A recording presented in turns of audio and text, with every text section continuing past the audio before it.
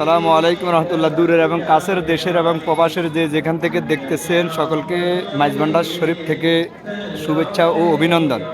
আমার মনে বড় অনেক আশা ছিল মাইজভান্ডার শরীফে আসবো, জীবনে ফার্স্ট মাইজভান্ডার আসলাম। আর যেনাকে আমার সামনে দেখতেছেন আমার এক কাছের এক বন্ধু, বাল্যকালের বন্ধু, দীর্ঘ সময় এই মাইজভান্ডারও সময় দিচ্ছে।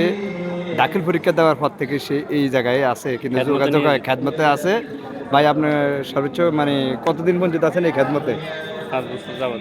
5 বছর আলহামদুলিল্লাহ। আজকে আমি 2 দিন তাকে নক করলাম, নক করে লোকেশন নিয়ে আজকে হাজির হলাম। বন্ধুরাও দেখা হলো। অলি আল্লাহর দরবারে আসে, তো আমাদের জন্য দোয়া করবেন ইনশাল্লাহ, যেন অলি আল্লাহদের ছায়ার নিচে আমরা থাকতে পারি সব সময়। এই বাংলাদেশের মধ্যে কোনো নবী আসে নাই, কোনো সাহাবি আসে নাই, এই 360 আউলিয়ার মধ্যে অন্যতম একজন আহমদুল্লাহ মাইজভান্ডারী, জেনার দরবারে আমি দাঁড়িয়ে রয়েছি। ওনারা ইসলাম প্রচার করেছেন, লিঙ্কটি পড়া থেকে লুঙ্গি পড়া শিখিয়েছেন এনারাই বাংলাদেশের মানুষকে। ইনশাল্লাহ দোয়া করবেন যেন ওলি আল্লাহদের ছায়ার খেদমতের নিচে যেন আমরা থাকতে পারি। আসসালামু আলাইকুম।